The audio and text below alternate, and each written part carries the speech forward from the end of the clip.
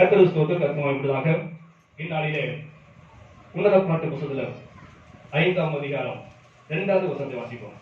உன்னத பாடுகள் 5ஆம் அதிகாரம் 2வது வசனம். நான் நித்திரை பண்ணினேன், என் இதயமோ விழித்திருந்தது, கதவை தட்டுகிற என் நேசரின் சத்தத்தை கேட்டேன். என் சகோதரியே, என் பிரியமே, என் புறாவே, என் உத்தமியே, கதவை திற. ஹல்லேலூயா. கர்த்தருக்கு ஸ்தோத்திரம். கர்த்தர் அனுப்பதாக கடந்த நாட்களிலே நம்ம தொடர்ந்து இந்த உன்னத பாட்டு புத்தகத்தை வந்து தேவனுடைய வார்த்தையை தியானித்துக் கொண்டிருக்கிறோம். ஹல்லேலூயா. உன்னத பாட்டு புத்தகம் என்பது ஆவிக்குரிய புத்தகம். நல்லா புரிந்து கொள்ளுங்க. உன்னத பாட்டு புத்தகம் ஒரு ஆவிக்குரிய புத்தகம். அதுல மணவாளன் இயேசு கிறிஸ்து ரகசிய வருகைக்கு மணவாட்டி சபை எப்படி ஆயத்தப்பட வேண்டும் என்பதை நமக்கு சொல்லித் தருது. ஹல்லேலூயா. மறைமுகமாக சொல்லித் தருது. எப்படி மணவாளன் இயேசு கிறிஸ்துக்கு ஏற்ற மணவாட்டியா எப்படி மாற வேண்டும் என்று அந்த ரகசியத்தை நமக்கு நினைச்சாரு. இந்த உன்னத பாட்டு மூலமாக தேவன் நமக்கு நினைச்சாரு, வெளிப்படுத்துறார். இது ஜெபத்தோடு படிக்க வேண்டும். ஹல்லேலூயா. ஜெபத்தோடு படிச்சாதான் அது ரகசியங்களை நாம் புரிந்து கொள்ள முடியும். இங்கேயும் பார்த்தோம், கடந்த நாட்கள் பார்த்தோம், மணவாளன் இயேசு கிறிஸ்து மணவாட்டி சபை மகிமை கடந்து போகும்போது அது அன்பின் நிமித்தமாக அன்பான சில வார்த்தையை சொல்லி தேவன் அழைப்பார் என்று பார்த்தோம். ஹல்லேலூயா. என்ன வார்த்தை பார்த்தோம்? என் பிரியமே, என் புறாவே, அப்புறம்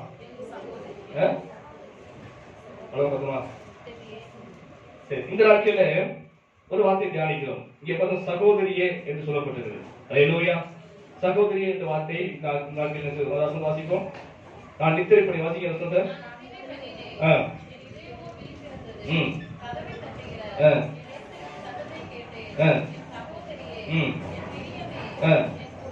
என் புறாவே, என் உத்தமியே, கதவை திற. ஹல்லேலூயா. கர்த்தர் ஸ்தோத்திரம். கர்த்தருக்காக இங்கே மணவாளனாகிய இயேசு கிறிஸ்து மணவாட்டியை பார்த்து என்ன சொல்றாருன்னா, என் சகோதரியே என்று சொல்றார். ஹல்லேலூயா. உலகப்புறமாக ஒரு மணவாளன் மணவாட்டி என்ன சொல்றாரு?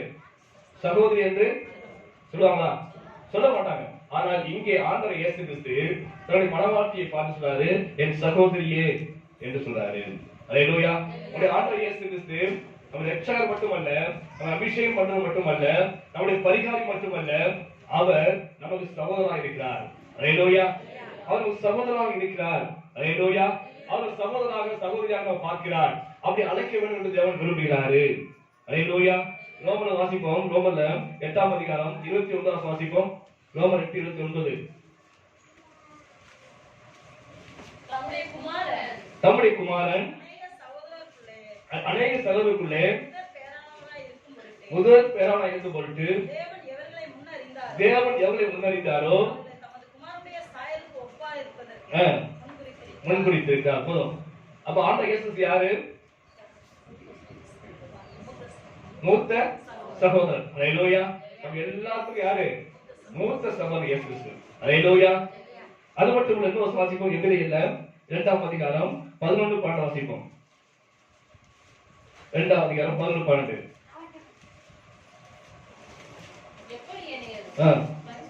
பரிசுத்தம் செய்கிறவரும் பரிசுத்தம் செய்யப்படுவதும் யாவரும் ஒருவராலே உண்டாயிருக்கிறார்கள். இதன் நிமித்தம் அவரை சகோதரர் என்று சொல்ல அவர் வெட்கப்படாமல் ஒரு நாமத்தை என் சகோதரருக்கும் அறிவித்து சபை நடுவில் குறித்து பாடுவேன். ஹல்லேலூயா. கர்த்தருக்கு ஸ்தோத்திரம். கர்த்தருக்காக இங்க பார்க்கிறோம், பரிசுத்தம் செய்யப்படுவர்கள் யாரு? நீங்கள் நானும் என்ன செய்றோம்? பரிசுத்தம் செய்யப்படுறோம். பரிசுத்தம் பண்றவர் யாரு?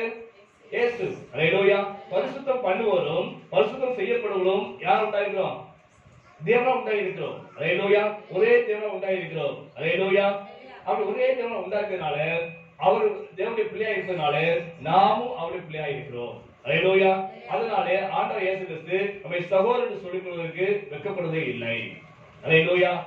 ஆண்டவர் இயேசு கிறிஸ்து நமக்கு மூத்த சகோதரனா இருக்கிறார். மறந்துடாதீங்க. ஹல்லேலூயா. மூத்த சகோதரனா இருக்கிறார். அப்பா இல்ல, இயேசு அப்பான்னு சொல்லாதீங்க.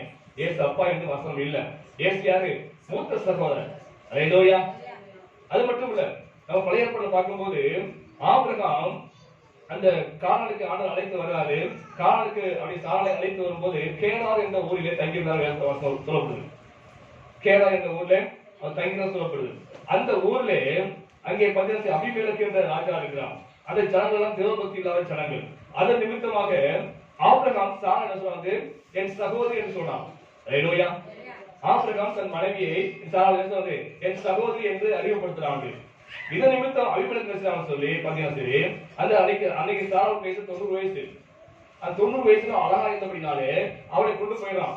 கொண்டு போய் ஆண்டவர் பாத்தீங்கன்னா ஏதோ தரிசனத்தை பேசுறாரு, இவள் இன்னொருத்தனை மனைவி, நீ இவளை கொண்டு வந்துட்ட, இதனால நீ செத்து போகன்னு சொல்லி சொன்னோடனே அவன் பயந்து போயிட்டான். பயந்து ஆபிரகாம் கூப்பிட்டு கேட்கிறாங்க, நீ என்ன எனக்கு துரோகம் பண்ணிட்ட, நீ சகோதரி சொல்லப்பதான் கொண்டு வந்த, நீ சகோதரியா இருக்க? ஆமா, என் சகோதரி தான். ஹல்லேலூயா. வசனம் வாசிப்போம். ஆதியாகமத்துல 20 வாசிப்போம். ஆதியாகமம் 20:12. அவள் என் சகோதரி என்பது மெய்தான், அவள் என் தகப்பனுக்கு குமாரத்தி, என் தாய்க்கு குமாரத்தி அல்ல, அவள் எனக்கு மனைவியானால். ஹல்லேலூயா. சாராள் யாரு? ஆபிரகாமுக்கு சகோதரி. ஹல்லேலூயா. அப்பா ஒருத்தர், அம்மா என்னது வேற வேற. ஹல்லேலூயா. அதனால சகோதரி என்பது அறிவிப்பட உண்மைதான் சொன்னேன், பொய் சொல்லல என்று ஆபிரகாம் சொல்றாரு. என் சகோதரி தான், ஆனா அவன் எனக்கு வந்து மனைவி ஆயிருக்கிறாள். ஹல்லேலூயா. யூதருடைய கலாச்சாரம் அது, நம்முடைய கலாச்சாரம் வேற. நம்முடைய தமிழ்நாட்டு கலாச்சாரம் என்னது, இந்திய கலாச்சாரம் வந்து மாமா மகளை கல்யாணம் பண்ணுவோம், அக்கா மகளை என்ன செய்வாங்க, நம்ம கல்யாணம் பண்ணுவோம். ஆனா அவங்களுடைய கலாச்சாரம் என்னன்னா சித்தப்பா மகளை கல்யாணம் பண்ணுவாங்க, பெரியப்பா மகளை கல்யாணம் பண்ணுவாங்க. அதான் புரியுது, சித்தப்பா மகளை பெரியப்பா மகளை கல்யாணம் பண்ணுவாங்க. அதான் அவங்களுடைய கலாச்சாரம். இன்னைக்கும் நம்முடைய மத்தியில் இருக்கக்கூடிய இஸ்லாமியர்கள் பார்த்தீங்கன்னா சரி, அவங்களுடைய திருமணம் எப்படி நடக்கும் சொன்னா அப்படிதான் நடக்கும். அவர் சித்தப்பா மகள் பெரியப்பா மகள் தான் கல்யாணம் பண்ணுவாங்க, அக்கா மகள் இதெல்லாம் கல்யாணம் பண்ண மாட்டாங்க. நல்லா புரிந்து. ஹல்லேலூயா. ஆக அந்த கலாச்சாரத்தை அவங்க வந்து இருக்காங்க. அதன் அடிப்படையில் வந்து இங்கே ஆபிரகாம் சாராளை வந்து திருமணம் செய்திருந்தான். சகோதரன் தான், ஆனாலும் இது தாய் வேற வேற. ஹல்லேலூயா. சகோதரன் ஒருவா இருந்தாலும் தாய் வேற. அது நிமித்தமாக அந்த சாராளை திருமணம் செய்து கொண்டான். அநேகருக்கு சந்தேகம் என்னன்னா, ஆதாம் எவ்வளவு படைச்சாரு. ஹல்லேலூயா. அவருக்கு காயின் ஆபேல் பிள்ளை இருந்துச்சு. இந்த காயின் திருமணம் செஞ்சானே அவன் யாரு? நீங்க அநேக பெரிய கேள்வி. யாரு? ஆண்டவர் சொல்றாரு, அந்த ஆதாம் ஏவாளும் குழந்தை பெற்றிருக்கும்போது ஆணும் பெண்ணுமாக பெற்றெடுத்தான் வசனம் சொல்லுது. ஹல்லேலூயா. பழைய ஏற்பாட்டு பெண்களுக்கு முக்கியத்துவம் தராம ஆணும் பாரிசு மட்டும் தான் சொல்லி வருவாங்க. அதுபோல பெண்களும் என்ன செய்வாங்க, ஆதாம் ஏவாளுக்கு இருந்தாங்க. அந்த சகோதரி தான் காயின் ஆபேல் திருமணம் செய்தாங்க. ஹல்லேலூயா. இது அநேகருக்கு பெரிய பெரிய கேள்வி. இது அங்க சர்வ சாதாரணம். அங்க வந்து இது வந்து கலாச்சாரம். ஹல்லேலூயா. அது நிமித்தம் அது பெருசா அவங்க எடுத்துக்கொள்ள கிடையாது. அதாவது கலாச்சாரம், அவங்களுடைய முறை. நம்ம நாட்டு ஒரு முறை இருக்கு, அவங்க நாட்டு ஒரு முறை இருக்குது. அதன் அடிப்படையில் தான் அங்கே வந்து பார்த்தீங்கன்னா சாராளை ஆபிரகாம் திருமணம் செய்து கொண்டார். ஹல்லேலூயா. அதே போலதான் ஆண்டவர் இயேசு கிறிஸ்துவுக்கு நீங்கள் நானும் எப்படி சகோதர சகோதரியா இருக்கிறோம். ஆனால் மறுமையில போகும்போது அவர் மனவாட்டியா இருப்போம். ஹல்லேலூயா. ஆக மறுமையிலே பரலோக ராஜ்யத்துல போய் ஆண்டவர் இயேசு கிறிஸ்து மனவாட்டியா நான் வாழணும்னு சொன்னால், நாங்க பூமியில வாழும்போது நான் எப்படி இருக்கணும் சொல்லுங்க? ஆண்டவர் இயேசு கிறிஸ்துக்கு சகோதரனாக சகோதரியா இருக்க வேண்டும். ஹல்லேலூயா. ஆண்டவர் இயேசு கிறிஸ்து சகோதரனா சகோதரியா மாற வேண்டும் சொன்னால் என்ன செய்யணும்? பிதாவை தேவனுக்கு நாம் பிள்ளையா மாறணும். அவர் ஆண்டவர் இயேசு கிறிஸ்து பிதாவை தேவனுக்கு குமாரனாக இருக்கிறார். அப்ப நானும் அவருடைய குமாரனாக, நீங்களும் ஒரு குமாரத்தியாக மாறினாதான் ஆண்டவர் இயேசு கிறிஸ்து சகோதரனா மாற முடியும். ஹல்லேலூயா.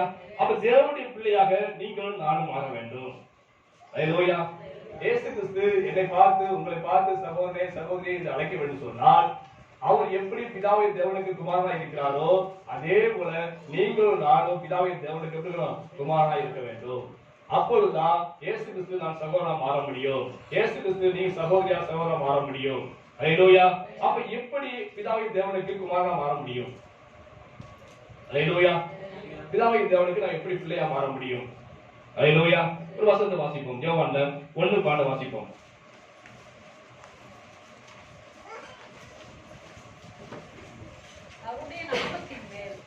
அவருடைய நாமத்தின் மேல் விசுவாசம் உள்ளவர்களாய் அவரை ஏற்றுக்கொண்ட எத்தனை பேர்களோ அத்தனை பேர்களும் தேவனுடைய பிள்ளைகளாகும்படி அவருக்கு அதிகாரம் கொடுத்தார். ஹல்லேலூயா.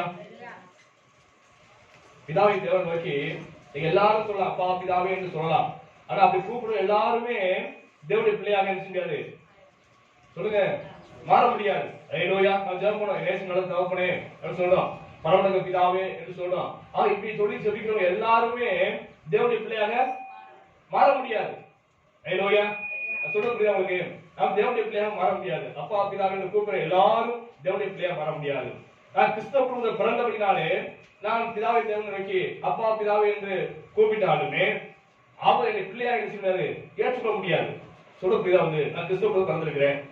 என் தாய் தகப்பன் கிறிஸ்தவங்க, என் தாத்தா பாட்டன் கிறிஸ்தவங்க. அந்த கிறிஸ்தவ பிறந்ததுக்கு அப்படின்னாலே அவங்களும் அப்பா பிதாவை கூப்பிடுறாங்க. என்ன நல்ல தகப்பன் ஜெபம் பண்றாங்க. அதை பார்த்து நான் நினைச்ச வந்து என்ன நல்ல தகப்பனே பரமண்டல பிதாவே என்று சொல்லி கூப்பிடுறேன். அப்படி நான் கூப்பிடுறதுனால பிதாவை தேவனுக்கு என்ன செய்ய முடியாது? பிள்ளையாயிடுமே. நான் சொல்லலாம், ஆனா அவர் ஏற்றுக்கொள்ளணுமே. ஹalleluya. நானும் என்னுடைய தாய் தகப்பன் இன்னைக்கு ஆண்டவர் ஊழியம் செய்யறாங்க, அவருக்கு சேவை செய்யறாங்க, அவருடைய பிள்ளையை நான் பிறந்திருக்கிறேன். அதன் நிமித்தமாக பிதாவை தேவனுக்கு நான் பிள்ளையாக மாறிட முடியாது. ஹalleluya.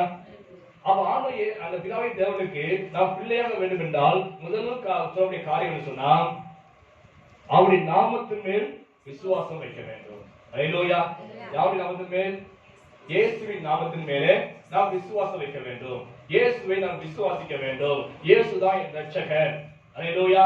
என்னை மீட்க வந்த தேவன் அவர்தான். எனக்காக ரத்தம் சிந்தின தேவன் அவர்தான். எனக்காக ஜீவனை கொடுத்த தேவன் அவர்தான். உடையான சேற்றில் வாழ்ந்த என்னை தூக்கி எடுத்தது அவர்தான். எடுத்துதான் வந்திருக்காரு என்று அவர் நாமத்தில் விசுவாசம் வைக்க வேண்டும். ஹalleluya. அவர் நாமத்தில் விசுவாசம் வைக்க வேண்டும். உங்களுக்கு அவசியம் அவரை ஏற்றுக்கொண்டு. ஹalleluya. அவர் ஏற்றுக்கொண்டு எத்தனை பேரோ அந்த ஆண்டவர் இயேசு கிறிஸ்துவின் ரட்சகராக என் தெய்வமாக ஏற்றுக்கொண்டு அவரையும் அவருடைய வார்த்தையை ஏற்றுக்கொண்டு எத்தனை பேர்களோ அத்தனை பேர்களும் தேவனுடைய பிள்ளையாக இருக்கும்படி அதிகாரம் கொடுத்திருக்கிறாரு. ஹalleluya. இந்த வசனத்தின்படி நான் எப்படி தேவனுடைய பிள்ளையா மாறணும்னு சொன்னா எப்ப மாற முடியும்? நான் அவர் நாமத்தின் மேல் விசுவாசம் வைக்க வேண்டும். இயேசுதான் உண்மையான ஆண்டவர். ஹalleluya. இயேசுதான் உண்மையான தெய்வம். அவர் பரலோகத்தில் இருக்கக்கூடிய தேவன் எனக்காக இந்த பூமிக்கு வந்தாரு, என்னை ரட்சிக்க முடியாது வந்தாரு. இந்த பூமியில அநேக பாடுகளை எனக்காக அனுபவித்தாரு, எனக்காக சித்திரத்தை அனுபவித்தாரு, எனக்காக சிலுவை சுமந்தாரு, எனக்காக ஜீவனை கொடுத்தாரு. இன்று எனக்காக மரித்து உயிர்த்தெழுந்து இன்று வலது வாசத்தை எனக்காக பரிந்து பேசிக் கொண்டிருக்கார் என்ற அவர் நாமத்தின் மேல் நினைக்கணும், விசுவாசம் இருக்க வேண்டும். ஹalleluya. அந்த விசுவாசம் எனக்கு இருக்கணும். அவரை ஏற்றுக்கொள்ள வேண்டும், அவருடைய வசனத்தை ஏற்றுக்கொள்ள வேண்டும், அதற்கு நான் ஜீவிக்க வேண்டும். அப்படி ஜீவிக்கும் போதுதான் பிதாவின் தேவனுக்கு நான் பிள்ளையா மாற முடியும். ஹalleluya. நீ கிறிஸ்தவ எத்தனையோ பேருக்கு உலகத்துல நீங்க எத்தனையோ கிறிஸ்தவம் இருக்கிறாங்க. ஆனா அவனை போய் ரட்சிப்பு என்னன்னு கேட்டா என்ன சொல்றாங்க? தெரியாது. அவன் ரட்சிப்புனா என்னன்னு தெரியாத அநேக இன்னைக்கு இருக்கிறாங்க. அவங்க எல்லாம் இன்னைக்கு அப்பா பிதாவே கூப்பிட்டால் உடனே அவர் நினைச்சு மாட்டாரு, பிதா பிள்ளையாக நினைச்சு ஏற்றுக்கொள்ள மாட்டாரு. நம்ம கூப்பிடலாம், நம்ம சத்தமா கூப்பிடலாம், ஆனாலும் அவர் நம்ம ஏற்றுக்கொள்ள மாட்டாரு. காரணம் என்ன சொன்னா அவர் நாமத்தில் விசுவாசம் வைக்க வேண்டும், அவரை ஏற்றுக்கொள்ள வேண்டும், அவருடைய வார்த்தையை ஏற்றுக்கொள்ள வேண்டும், அவர் வசனத்தை ஏற்றுக்கொள்ள வேண்டும், அவர் நடக்க வேண்டும். அப்படி நடக்கும் போதுதான் நாம் பிதாவின் தேவனுக்கு பிள்ளையா மாற முடியும். அப்பதான் ஆண்டவர் இயேசு கிறிஸ்துவின் மூத்த சகோதரனாக அவர் மாற முடியும். அவர் என்ன பார்த்து என் சகோதரனே என் சகோதரியை கூப்பிட முடியும். ஹalleluya. நீங்க எத்தனை கிறிஸ்தவர்கள் இருக்கிறாங்க, உலகம் முழுவதும் இருக்கிறாங்க, ஆனாலும் அவரை விசுவாசிக்கிறாங்க. சரிங்களா இல்லையா? இயேசு விசுவாசிக்கிற கூட்டம் ஏராளமா இருக்குது, உலகம் முழுவதும் இருக்குது. இயேசு விசுவாசிக்கிற கூட்டம் உலகம் முழுவதும் இருக்குது. ஆனா அவங்க எல்லாம் பிதாவின் தேவன் நிச்சய மாட்டாரு, பிள்ளையாக ஏற்றுக்கொள்ள மாட்டாரு. உதாரணத்துக்கு கிராமத்துல ரெண்டு அண்ணன் இருக்காங்க. இவருமே என்னது சபைக்கு போறாங்க, தேவனை ஆராதிக்கிறவங்க இருக்கிறாங்க, தேவனை ஆராதிக்கிறாங்க, தேவனுக்கு காணிக்கை கொடுக்குறாங்க, தேவனுடைய ஊழியத்திலே இருக்கிறாங்க, உதவி செய்யறாங்க, ஊழியக்கார உதவி செய்யறாங்க. அப்படிப்பட்ட ஒரு ரெண்டு அண்ணன் தம்பி இருக்கிறாங்க. ஒரு நாள் ஒரு சண்டை வந்துச்சு, சொத்து பிரச்சனை வந்துச்சு. சொத்து பிரச்சனை வரும்போது ரெண்டு பேரும் அருவா எடுக்கிறாங்க. ரெண்டு அருவா எடுத்து ஒருத்தர் வந்து வெட்டி செத்து போயிட்டான். ஒருத்தர் வெட்டி செத்து போயிட்டான். செத்து போன உடனே பாஸ்டர் வராரு, வந்து ரெண்டு பேருக்கு அடக்க ஆராதனை பண்றாரு. இவர்கள் கர்த்தருக்குள் நித்திரை அடைந்திருக்கிறார்கள், இவர்கள் மறிக்கவில்லை, இவர்கள் என்ன வந்து கர்த்தருக்குள் நித்திரை அடைந்திருக்கிறார்கள். இன்று நாம் அவளை புதைக்கவில்லை, நாம் விதைக்கிறோம், நாம் இன்று விதைக்கிறோம் அவளை. இன்று ஒரு நாள் ஆண்டவர் இயேசு கிறிஸ்து வரும்போது அவர்கள் உயிரோடு எழுப்பி அவரை தரிசிப்பார்கள் என்று சொல்லி வந்து அடக்கம் பண்றாங்க. ஹalleluya. உலகத்திலேயே பெரிய போய் எங்க சொல்லப்படுது? கல்லைதான் சொல்லப்படுது, கல்லைதான் சொல்லப்படுது. அவங்க சண்டை போடுது வந்து விட்டு இருக்க முடியாம அங்க தம்பி வெட்டிக்கு செத்துட்டாங்க. அவருக்கு ஆண்டவர் பிதாவை தேவன் பார்த்து அப்பா பிதாவை கூப்பிட்டால் அவர் தன் பிள்ளை அவரை ஏற்றுக்கொள்வாரா? விசுவாசிக்கிறாங்க, உண்மைதான், அவங்க ஆலயத்துக்கு போறாங்க, உண்மைதான். ஆனா என்ன இல்ல, தேவனுடைய வார்த்தையை வந்து விசுவாசிக்கவில்லை, தேவனுடைய வார்த்தை நடக்கவே இல்லை.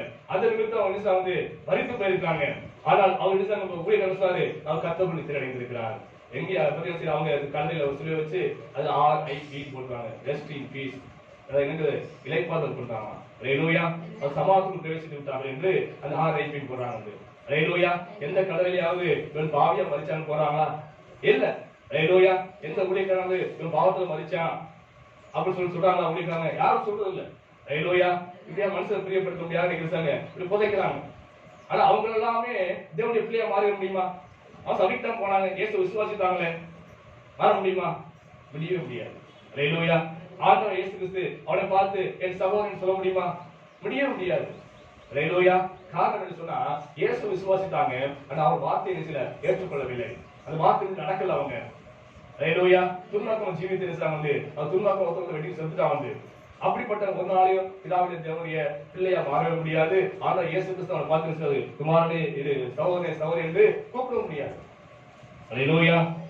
ஆக இப்படி இருக்கக்கூடியவங்க ஒரு நாளும் பிதாவின் தேவனுக்கு குமாரனா மாற முடியாது. இயேசு கிறிஸ்து சகோதரனாக செய்யாது, மாற முடியாது. ஆனா இயேசு கிறிஸ்துவை ஏற்றுக்கொண்டதுக்கு வெளியேற்றம் அடையாளம் தெரியணும். ஹல்லேலூயா. எப்படி இருக்கணும்? ஒரு புதிய சிருஷ்டியா இருக்கணும். உள்ளான மனுஷன் மாற்றம் இருக்கணும், வெளிப்படையான வாழ்க்கையில் இருக்கணும், ஒரு வேறுபாடு இருக்க வேண்டும். அதை பார்த்து சொல்லணும், நீ கிறிஸ்தவன் சொல்லணும். அந்த அளவுக்கு வாழ்க்கையில் சுபாவம் மாற்றப்பட்டிருக்க வேண்டும். தேவனுடைய வார்த்தையை ஏற்றுக்கொண்டு தேவனை ஏற்றுக்கொண்டு ஜீவிக்கும் போது அந்த வாழ்க்கை என்ன வரும்? தானாக ஒரு மாற்றம் உண்டாகும். புதிய சிருஷ்டியா மாறிடுவான். அவளை பார்த்து ஆச்சரியப்படுவாங்க. அவரோட வாழ்க்கை மாறணும் தான் பிதாவின் தேவனுக்கு பிள்ளையா மாற முடியும். அவனை தான் ஆண்டவர் இயேசு கிறிஸ்து மறுமையில் பார்க்கும்போது என் சகோதரன் சகோதரி என்று சொல்லி அழைக்க முடியும். ஹல்லேலூயா. எல்லாரும் கூப்பிடலாம், பிதாவை பிதாவை கூப்பிடலாம். ஆனா எல்லாத்தையும் ஆண்டவர் பிதாவின் தேவன் தன் குமாரனை ஏற்றுக்கொள்ள மாட்டாரு. ஹல்லேலூயா. இரண்டாவது பகுதியை வாசிப்போம். ரோமர்ல 8:14 வாசிப்போம். ரோமர் 8:14. மேலும் எவர்கள் தேவனுடைய ஆவியினால் நடத்தப்படுகிறார்களோ அவர் தேவனுடைய புத்திரராய் இருக்கிறார்கள். ஹல்லேலூயா. தேவனுடைய புத்திரராய் இருப்பவர் எப்படி இருப்பாங்க சொன்னா, எப்படி இருப்பாங்க? தேவனுடைய ஆவியினால் நடத்தப்படுவார்கள். ஹல்லேலூயா. நம்ம ஆண்டவர் நோக்கி பிதாவே பிதாவே என்று சொன்னா மட்டும் நாம அவர் பிள்ளையா மாறிவிடவே முடியாது. வேதம் தெளிவா சொல்லுது, வசனம் அழகா சொல்லுது. என்ன சொல்லுது? எந்த ஒரு மனுஷனும் தேவ ஆவியினால் நடத்தப்பட வேண்டும். அப்படி நடத்தப்படவும் தான் யாரு? தேவனுடைய புத்திரராக மாற முடியும். ஹல்லேலூயா. அப்படி மாறணும். ஆவிக்கு ஜீவித்துல அந்த அனுபவத்துல கடந்து வர வேண்டும். ஆண்டவர் இயேசுவை ஏற்றவனும் பத்தாது, சபைக்கு வந்தவனும் பத்தாது. அந்த அனுபவத்துல வரணும், ஆவிக்குரிய அனுபவத்துல வர வேண்டும். ஹல்லேலூயா. தேவ ஆவியிலே நடத்தப்பட வேண்டும். தேவன் நடத்தப்பட்டு நம்ம ஜீவிக்கும் போதுதான் நம்ம உண்மையா தேவனுடைய பிள்ளையாக மாற முடியும். ஹல்லேலூயா. தேவனுடைய வார்த்தையை கீழ்ப்படியான மனுஷனை போய் தேவாவை நடத்த முடியுமா? வார்த்தை தேவனுடைய வார்த்தையை கீழ்ப்படிய மாட்டேன். சரி, எனக்கு வச்சுங்களேன், நானு எனக்கு ஒரு பிள்ளை வச்சுக்கிறேன். என் பிள்ளை அந்த பிள்ளை வந்து என் வார்த்தை கீழ்ப்படியே படின்னு வச்சுங்களேன். அந்த பிள்ளையை நான் நடத்த முடியுமா? யாரும் சொல்ல முடியுமா? ஏன்னா அது கீழ்ப்படிய மாட்டான். ஹல்லேலூயா. தேவனை விசுவாசிக்காத ஒருத்தரை போயிட்டு தேவ ஆவியை நடத்த முடியுமா? நடத்த முடியாது. ஹல்லேலூயா. யாரும் ஆண்டவர் இயேசுவை ஏற்றுக்கொண்டு வார்த்தை கீழ்ப்படிந்து இதனை அர்ப்பணித்து ஜீவிக்கிறானோ அவனைத்தான் கர்த்தர் நடத்த முடியும். அதை அர்ப்பணிக்கிறோம். ஆண்டவர் இயேசுவை தொட்டுட்டான்னா உடனே வாழ்க்கையை கர்த்தருக்கு அர்ப்பணிக்கிறோம். அப்படி அர்ப்பணிக்கும் போதுதான் தேவ ஆவியானவர் நம்மை நடத்த முடியும். ஹல்லேலூயா. உதாரணத்துக்கு கொர்நேலியு என்ற ஒரு மனுஷனை பார்க்கிறோம். அவன் புறஜாதி மனுஷன். கொர்நேலியு என்பவன் புறஜாதி மனுஷன். முதல்ல ரட்சிக்கப்பட்ட பிரஜாதி யாரு? நமக்கெல்லாம் பெரிய இதான் யாரு? கொர்நேலியு. ஹல்லேலூயா. அவன் தான் முதலாவது ரட்சிக்கப்பட்டவன். அது கொர்நேலியு ரட்சிக்கப்பட்டதே சரி, அவன் எப்படின்னா தேவனுக்கு பயந்து நடந்தான் சொல்லப்பட்டது. தானதர்மம் பண்ணான், உத்தமமா ஜீவித்தான், அனுகிரகம் சொல்லலாம், ஜெபம் பண்ணுவான் அப்படின்னு சொல்லப்பட்டிருக்கு. அப்படிப்பட்ட ஆண்டவரை ஏற்றுக்கொண்டவன், அப்படியா தினசரி ஜெபம் பண்ணக்கூடியவன், உத்தமமா ஜீவித்தவன், எல்லாரும் நேசிக்கக்கூடியவன், எல்லாரும் செய்யக்கூடியவன், அப்படிப்பட்டவன் ஆண்டவர் சொல்ற அப்படி அப்படின்னாலே ஆண்டவர் பேசுறாரு கூட. என்ன பேசுறாரு? பக்கத்து ஊருக்கு பேதுரு போய் அழைச்சிட்டு வர சொல்லு, அவனுக்கு எல்லாம் சொல்லுவான், நீ ரட்சிக்கப்படுன்னு சொல்லி ஆவியானவர் அவன்கிட்ட பேசுறாரு. அங்கே பேதுரு இருக்கிறாரு, உபவாசம் போட்டு ஜெபம் பண்றதுக்காக சாப்பிடறதுக்காக பசியா உட்கார்ந்துருக்காரு. அந்த நேரத்துல ஆண்டவர் அவங்க பேசுறாரு. என்ன பேசுறாரு? இப்படி 3 பேர் தேடி வந்துருக்காங்க, நான் தான் அனுப்பி வச்சேன், என் சந்தேகத்தெல்லாம் கூட இருந்துச்சு, நீ போ என்று ஆண்டவர் சொல்றாரு. அதை கேட்டு பேதுரு இறங்கி வந்து தெரிஞ்சாரு, அவன் கூட வர்றாரு. அந்த கொர்நேலியு சந்திக்கிறாரு. அவன் பார்த்தீங்கன்னா சரி பெரிய கூட்டத்தை கூட்டி வச்சிருக்கான், சொந்த எல்லாத்தையும் கூட்டி வச்சிருக்கான், நண்பர்லாம் கூட்டி வச்சிருக்கான். அந்த இடத்துல தேவனுடைய வார்த்தையை பேர் பேசுறாரு. அந்த நேரத்தில் எனக்கு பரிசுத்த அபிஷேகம் செய்து அங்க வந்துச்சு வாசிக்கும். ஹல்லேலூயா. குறுநீதியை யார் நடத்துறது? ஆவியானவர் நடத்துறாரு. பேதுரு யார் நடத்துறது? ஆவியானவர் நடத்துறாரு. அப்ப இப்படியாக ஒரு அனுபவத்துக்குள்ள வர வேண்டும். ஹல்லேலூயா. இயேசு விசுவாசம் மட்டும் பத்தாதுங்க. இயேசு ஆண்டு சபைக்கு வந்தவன் பத்தாது. தேவனுடைய உதாரணம் காணி கொண்டவன் பத்தாது. இந்த ஆவிக்குரிய அனுபவம் நமக்கு எல்லாத்துக்கும் வரணும். தேவன் நடத்த வேண்டும். தேவ ஆவி நடத்த வேண்டும். ஹல்லேலூயா. அவரை பேசணும் ஆண்டவர். பேசி நடத்த வேண்டும். அப்படிப்பட்ட அனுபவத்துக்குள்ள வரும்போதுதான் நாம் தேவனுடைய புத்திரராய் மாற முடியும். ஹல்லேலூயா. இன்னொரு வாசிக்கும் அப்போஸ்தலர் 8 வாசியம். ஏற்கனவே சொல்லிட்டாரு. 8ஆம் அதிகாரம் 26 வாசிப்போம். பிலிப்பை நோக்கி எழுந்து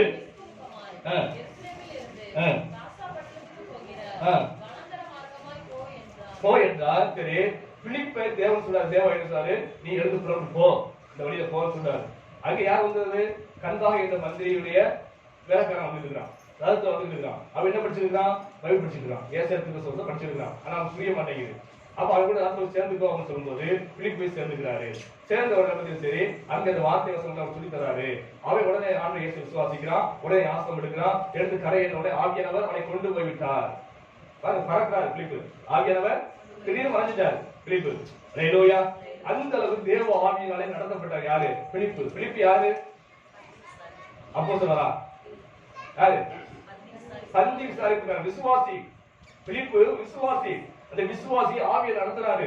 அப்படியே ஆவியில பறக்கிறாரு. இங்கே அங்கேயும் பறக்கிறார் ஆவியானவர். ஆவியானவர் அவர் பறக்க வச்சிருக்காரு. அங்க கொண்டு போறாரு. நேரத்துல உட்கார்ந்தாரு. அந்த வார்த்தை சொல்றாரு.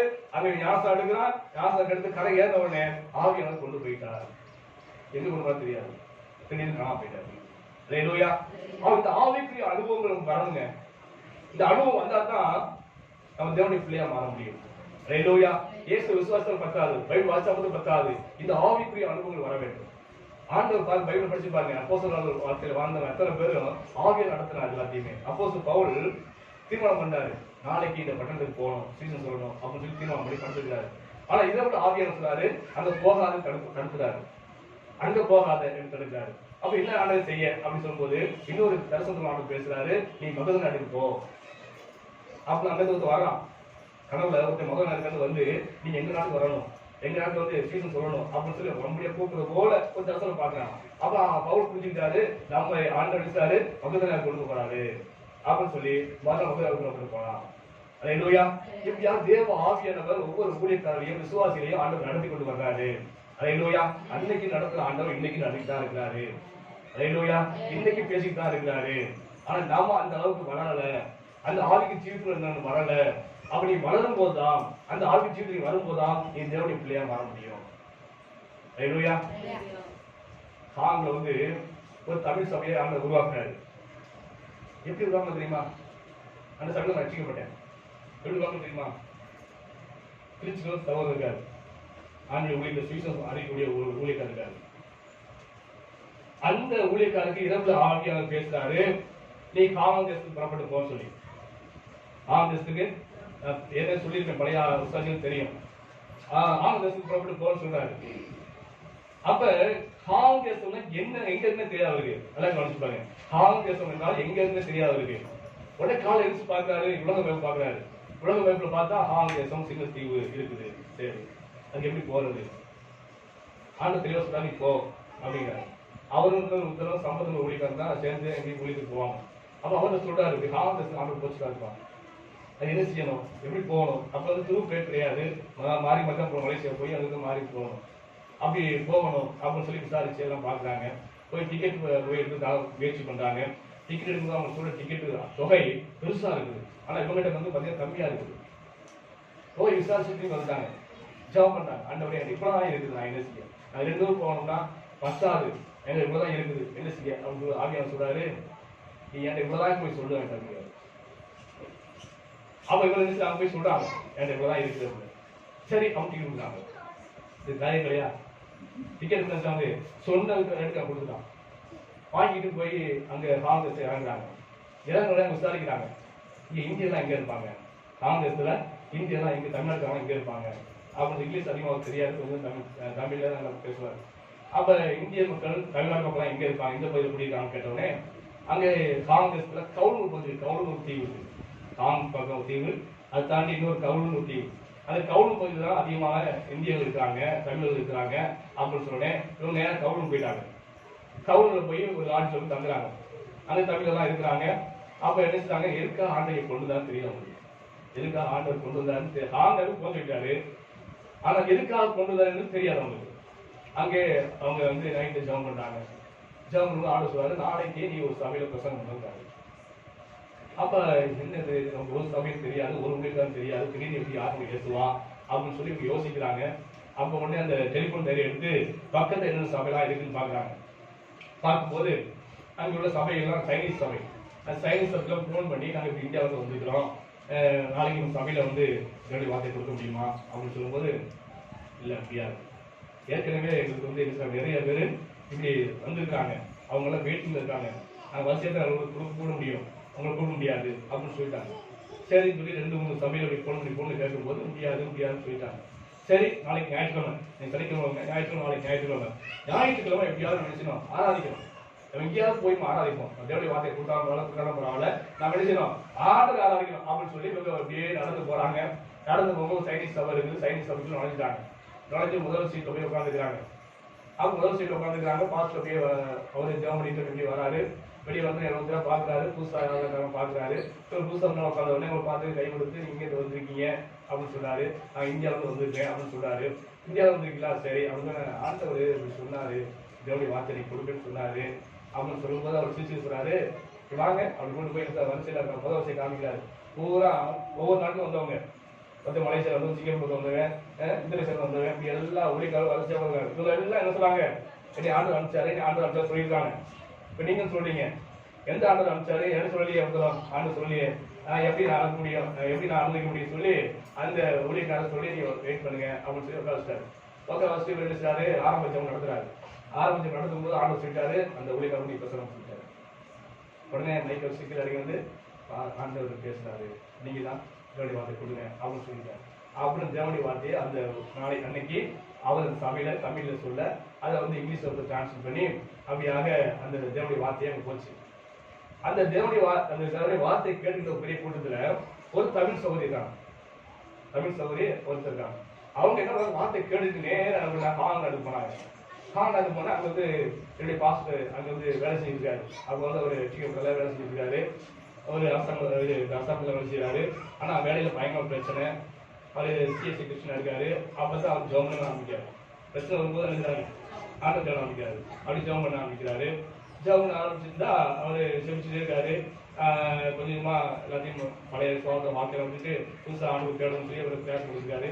அந்த சகோதரி போய் இந்த சகோதரி பாக்குறாங்க. பார்த்து தமிழ்நாட்டுல இருந்து ஒழிக்க வந்திருக்காரு, நல்லா செய்தி கொடுத்தாரு, அவர் திருச்சி பக்கத்துல இருந்து வந்திருக்காரா, அந்த நேரத்தை எங்க சபைக்கு வந்திருக்காரு, தேவனுடைய வார்த்தை கொடுத்தாரு அப்படின்னு சொன்ன உடனே இவருக்கு திருச்சியா, ஏன்னா அவர் திருச்சியை படிச்சவர், திருச்சியில அப்பா அம்மா திருச்சி இருக்காங்க.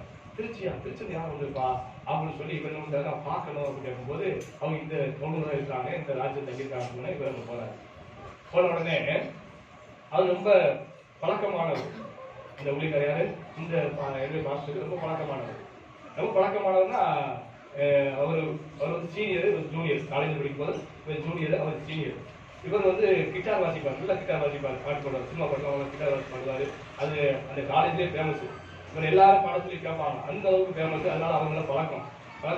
அண்ணே எங்கே இருக்கீங்க நீங்க அப்படின்னு இவர் கேட்க, அவரு என்னப்பா நீங்க இருக்கிற அப்படின்னு கேட்க, நான் அப்படி வேலைக்கா வந்தேன் அப்படின்னு சொல்லும்போது என்னமோ ஆண்டு வச்சனா இருப்பா வந்தேன் அப்படின்னு சொல்லி இவங்க அந்த கடமை நாளெல்லாம் பேசிக்கிட்டு கடைசி ஜெபம் பண்றாங்க. ஜெபம் பண்ணும்போது ஆவியான சொல்றாரு, அந்த புலிக்கார சொல்றாரு, இவரை கூட நான் பெரிய காரியம் செய்ய போறேன், நீ இவர்கிட்ட சொல்லு, நீ வேதத்தை வாசி, நீ நல்லா ஜெபம்னு சொல்லு அப்படின்னு சொல்லி ஆண்டவர் சொல்றாங்க அப்படின்னு சொன்ன. இன்னொரு சகோதரர் கிடைச்சாரு. அவரு நிகழ்ச்சியா பார்த்தவங்க தான், தமிழ்நாட்டுக்காரங்க பார்த்தவங்க வந்து ஒருத்தவங்க சந்தோஷம் பரிமாறிக்கிறாங்க. அப்புறம் நான் இங்கதான் குடியிருக்கேன், வாங்க ஜெபம் பண்ணுவோம், நீங்க புத்தகம் வந்தா வாங்க ஜெபம் பண்ணுவோம் அப்படின்னு சொல்லி ஞாயிற்றுக்கிழமை எங்கேயும் ஆரம்பிப்போம் அப்படி ஆரம்பிச்சாங்க. 2 பேரும் கூடி ஜெபம் பண்றாங்க. 2 4 ஆச்சு, 4 8 ஆச்சு, 8 16 ஆச்சு. கடைசி பார்த்தீங்கன்னா சரி, அந்த வீட்டுல வச்சு ஆராதிக்க முடியாத அளவுக்கு எண்ணிக்கை அதிகமாகி போச்சு. அதுக்கப்புறம் ஒரு ஹோட்டலை ஞாயிற்றுக்கிழமை என்ன வந்து கேட்டு அந்த ஹோட்டல் வச்சு ஆராய்ச்சாங்க. அந்த ஹோட்டல் வந்து ஆராய்ச்சி நான் போய் வச்சுக்கப்பட்டேன். ஹalleluya.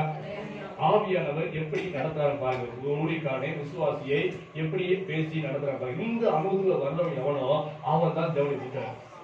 ஹalleluya. இந்த அனுபவம் வாழ்க்கை இருக்குதா? இன்னைக்கு நடத்துறாரு. அன்னைக்கு அப்போஸ்தலர் பவுல் நடத்துற தேவன் தான், அன்னைக்கு கொர்நேலியு நடத்துற தேவன் தான், பேதுரு நடத்துற தேவன் தான் இன்னைக்கு உயிரோடு இருக்கிறாரு. அதே ஆண்டவர் இன்னைக்கு கிறிஸ்துவுக்கு தான் இருக்கிறாரு. நம்ம பேர் கிறிஸ்தவரா இருக்கக்கூடிய இந்த அனுபவத்துல வந்து இன்னைக்கு என்னை ஆண்டவர் நடத்தினாரு. இந்த சபைக்கு தான் போச்சுனாரு, இந்த சபையில சேவை சொன்னாரு, இந்த சபைக்கு தான் வர சொன்னாரு. இன்னைக்கு இந்த சபையில தேவனுடைய டான்ஸ் போறாங்க, ஏதோ முயற்சி பண்ணாங்க. ஆனாலும் தேவன் இந்த சபையை கொடுத்துருக்காரு. நான் என்ன சொல்றது, இன்னைக்கு வரைக்கும் நான் உறுதியா இருக்கிறேன். எவ்வளவு பாடு வந்த கஷ்டம் வந்தாலும் தேவன் பேசிக் கொண்டிருக்கிறாரு. எத்தனையோ உங்களுக்கு முன்பாகவே எத்தனையோ ஊழியத்தை உறுதிப்படுத்திருக்கிறாரு. ஹalleluya. அவன் தேவன் நடத்தப்படக்கூடிய யாரோ அவன் தான் தேவனுடைய புத்திரனா மாற முடியும். ஹalleluya. ஆக இந்த அனுபவம் வந்துருக்கிறோமா சிந்திச்சு பாருங்க. நான் தேவனுடைய புத்திரா இருக்கேன், அப்பா அப்படின்னு கூப்பிடுறோம், நேசிக்கு நல்ல தகப்பன் சொல்லி ஜெபம் பண்றோம். ஆனா நீங்க அப்பா என்று சொன்னாலுமே அவர் உங்க பிள்ளையை ஏற்றுக்கொண்டாரா என்று சிந்திச்சு பாருங்க. ஆனா என்னைக்கு இந்த அனுபவம் நீங்க வர்றீங்களோ, தேவ ஆவி நடத்தப்படுகிறோ, அன்னைக்கு தான் நீங்க தேவனுடைய பிள்ளையா மாற முடியும். ஹalleluya.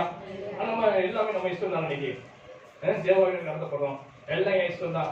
இதை விட்டு கடந்து பேசினா எல்லாம் என் இஷ்டம் தான். நான் இஷ்டப்படி நடப்பேன், இஷ்டப்படி நடப்பேன், இஷ்டப்படி ஜெயிப்பேன், எனக்கு பிடிச்ச வேலையை நான் பார்ப்பேன், அப்படி சொல்லி வந்துருக்க முடியாது. தேவனுடைய வழிகாலத்தின்படி நம்ம வாழ்ந்து கொண்டிருக்காங்க. சிந்திச்சு பாருங்க. ஹalleluya. மூன்றாவது மத்தேயு 5ஆம் அதிகாரம் 9 வாசிப்போம். அது 5:9. சமாதானம் பண்ணுகிறவர்கள் பாக்கியவான்கள், அவர் தேவனுடைய புத்திரர் எனப்படுவார்கள். ஹalleluya. நாம் தேவனுடைய புத்திரராய் மாற வேண்டும் என்று சொன்னால் வேதம் தெளிவா சொல்லுது. என்ன சொல்லுது? சமாதானம் பண்ணுகிறவர்கள் பாக்கியவான்கள், அவர்கள் தேவனுடைய புத்திரர் எனப்படுவார்கள். ஹalleluya. நாம் எப்படி இருக்கணும்? மற்றவர்களுக்கு சமாதானம் பண்ணணும். ரெண்டு சண்டை போட்டு தான் வச்சுட்டு போய் அவர் என்ன செய்யணும்? சமாதானம் பண்ணணும்.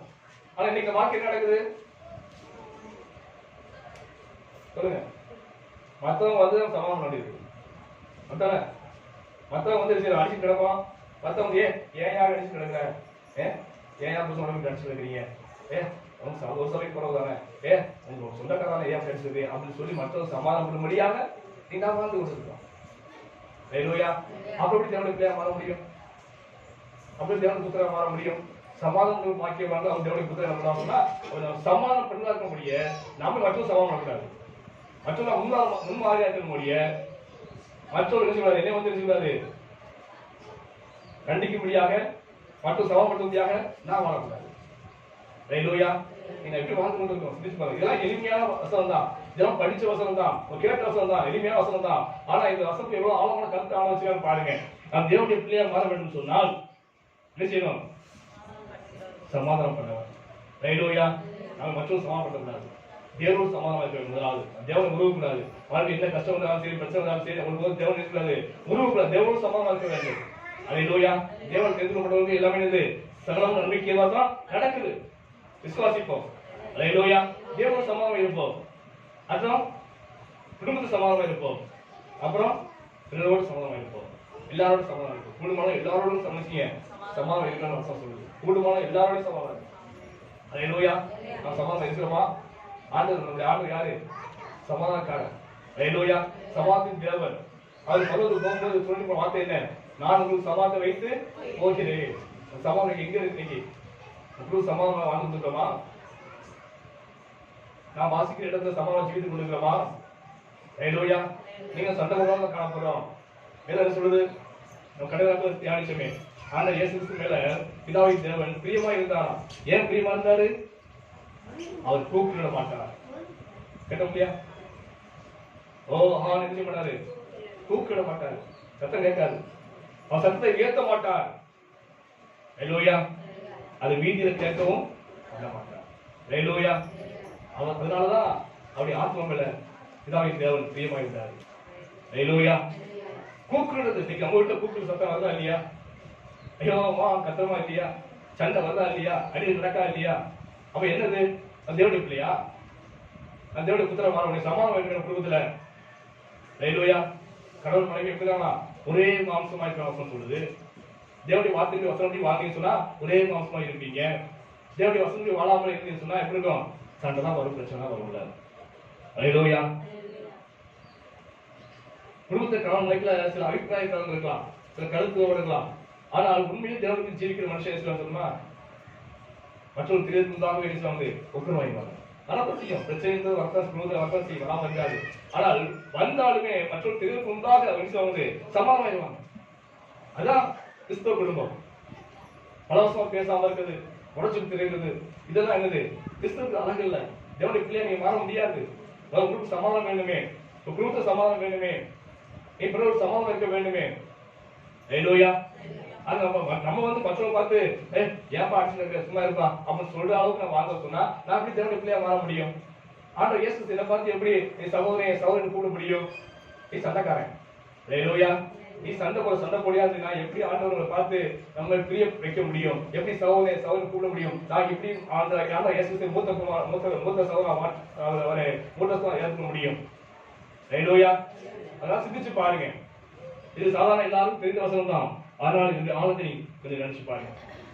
ஹல்லேலூயா. அடுத்தபடியாக 4ஆக மத்தேயு 5ஆம் அதிகாரம் 44 வாசிப்போம். நான் உங்களுக்கு சொல்கிறேன், உங்கள் சத்துரை செய்யுங்கள், உங்கள் சைத்தனை ஆசீர்வதியுங்கள், உங்களை பயக்கிறவர்களுக்கு நன்மை செய்யுங்கள், உங்களை நிந்திக்கிறவர்களுக்காக ஜெபம் பண்ணுங்கள். இப்படி செய்வதனால் நீங்கள் பரலோகத்தில் இருக்கிற உங்கள் பிதாவுக்கு புத்திராய் இருப்பீர்கள். ஹல்லேலூயா. சரியா சொல்லுது பாருங்க. நான் தேவனுக்கு பிள்ளையா மாறணும் சொன்னா எப்படி இருக்கணும்? உங்கள் சத்துருக்களை சிநேகியுங்கள். ஹல்லேலூயா. அவனுடைய எதிரி யாரோ அவன் என்ன செய்யணும்? சிநேகிக்கணும். உங்களை சபிக்கிறவனை ஆசீர்வதிங்க. உங்களை சபிக்கிறவனா நாசமா போறானா அவனை ஆசீர்வதிங்க. பதில் சபிக்காதீங்க. ஹல்லேலூயா. அவனை ஆசீர்வதிங்க. உங்களை பகைக்கிறவர்களுக்கு நன்மை செய்யுங்கள். உங்களை யாராவது பகைக்கிறாங்களோ அவனுக்கு முடிஞ்சளவுக்கு நன்மை செய்யுங்க. ஹல்லேலூயா. உங்களை நிந்திக்கிறதுக்காக ஜெபம் பண்ணுங்க. உங்களை வந்து கேவலப்படுத்துறானா அசிங்கப்படுத்துறானா அவனுக்கு என்ன செய்வான்? ஜெபம் பண்ணுங்க. இப்படி செய்வதனால நீ யாரு? பிதாவை தேவனுக்கு புத்திராய் இருப்பீர்கள். ஹல்லேலூயா. தேவனுடைய பிள்ளையாருக்கு லேசான காரியம் கிடையாது. நம்மளோட அப்பா பிதாவின்னு சொல்லிட்டே இருக்கலாம் வந்து. ஆனா அவர் நம்ம ஏற்றுக்கொண்டிருக்காரா பிள்ளையா என்பதை சிந்திச்சு பாருங்க. எப்ப ஏற்றுக்கொள்வாரு? வசனம் தெளிவா சொல்லுது, உங்க சத்துருவை நேசிக்கணும், நேசிக்க வேண்டும். ஹல்லேலூயா. தேவனுடைய எதிர்பார்க்க பெரிய சாட்சி இதுதான், பெரிய சாட்சி. இன்னைக்கு நம்மளை பார்த்து என் நண்பர்கள் சொல்லலாம், ஓ உண்மையே பரிசுத்தவான் சொல்லலாம், என் குடும்பத்துல சொல்லலாம், உண்மையிலேயே பரிசுத்தவான் ஆண்டவர் பிள்ளைன்னு சொல்லலாம் வந்து, குடும்பம் சொல்லலாம், பக்கத்துல இருக்க சொல்லலாம், என் சொந்தம் சொல்லலாம் வந்து, என் ஆண்டவர்கள் சொல்லலாம், என் ஊழியக்காரன் சொல்லலாம் வந்து. ஆனாலும் ஒரு சத்ருவானவன், என்னை எதிரியானவன் என்னை பார்த்து நல்ல சாட்சி கொடுக்கும் போது அதுதான் உண்மையான சாட்சி. அந்த சாட்சியை தேவன் எதிர்பார்க்கிறார். ஹல்லேலூயா. உன் எதிரி சொல்லணும் உன்னை பத்தி சாட்சி. உண்மையிலேங்க இல்லைங்க. மற்ற பாருங்க மற்ற சொல்ற காட்டிலும் நம்ம எதிரி சொல்லணும். ஹல்லேலூயா. அந்த சாட்சி தேவன் எதிர்பார்க்கிறார். ஹல்லேலூயா. சவுல் பாருங்க, தாவீதை விரட்டி கொள்ள முயற்சி பண்ணான். தாவீதுக்கு அவனை கொல்வதற்கு வாய்ப்பு கிடைச்சது. ஆனா நினைச்சல சுகர் கூப்பிட்டான்.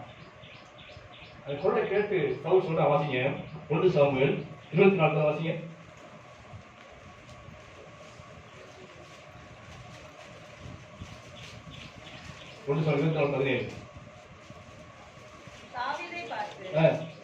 நீ என்னை பார்த்து நீதிமான், நீ எனக்கு நன்மை செய்தாய், நான் அவனுக்கு தீமை செய்தேன். தேவனுடைய வார்த்தை நமக்கு செஞ்சானா இல்லையா? தீமை செய்தவனுக்கு நன்மை செய்தான். குலசையை தேடுறான், அவனுக்கு நன்மை செஞ்சான். ஹல்லேலூயா. அவனே சொல்றான், நீ நீதிமான், எனக்காட்டு நீதிமான். ஹல்லேலூயா. அவனுக்கு வாய்ப்பு கிடைச்சுமே நினைச்சு வந்து எனக்கு கொல்லல. ஹல்லேலூயா. நீ நீதிமான். அவன் நண்பர் நேசிக்கலாங்க, சொந்த நேசிக்கலாங்க, உறவு நேசிக்கலாம், ஆண்டவர் நேசிக்கலாம். ஆனாலும் சத்துருன் யார் நேசிக்கணும்னு சொல்லுமா? எதிராளியை யார் நேசிக்க தெரியுமா? யாரோட மறுபிறப்பின் அனுபவத்தை பெற்றுக்கானோ, அந்த இயேசு கிறிஸ்துவாக யாரும் மறுபிறப்பின் அனுபவத்தை பெற்றுக்கானோ அவன் தான் நேசிக்க முடியும். ஹல்லேலூயா. வாய்க்கால் சொல்லிடலாம், நேசிக்கிறது கஷ்டமான காரியம். யார் நேசிப்பா? உண்மையிலேயே ஆண்டவர்களாக ஒரு மறுபிறப்பின் அனுபவத்தை பெற்றிருந்தானா கண்டிப்பா அவன் நேசிப்பான். அவன் நேசிக்க முடியும். தாவீது தேவ ஆவியால் நிரப்பப்பட்ட மனுஷன். ஹல்லேலூயா. அவன் நேசித்தான், கர்த்தரை நேசித்தான். அவளுக்காக அழுது புலம்புனா, மறித்த போது புலம்பல் பாட்டு பாடினா அவசரம் சொல்லுது. ஹல்லேலூயா. அவனை கொன்றவன் என்ன சொல்லுவேன்? கொன்று போட்டான். வாசிங்க வசனம் அப்போஸ்தலர்கள் வாசிங்க 13 வாசிப்போம். 13:22.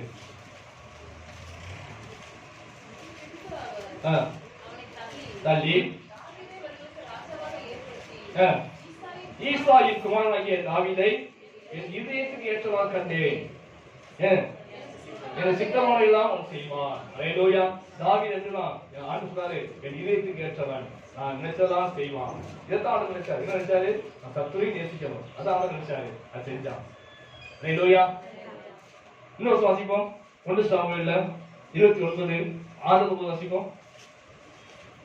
1 சாமுவேல் 29:6 வரைக்கும்.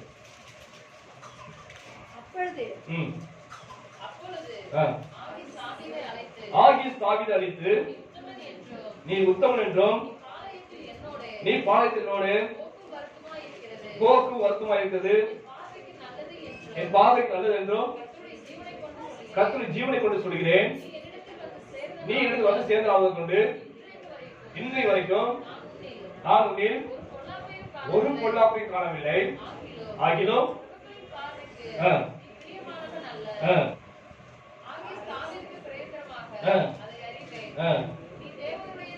நீ தேவனுடைய தூதரை போல இருக்கிறாய். யார் சொல்றது?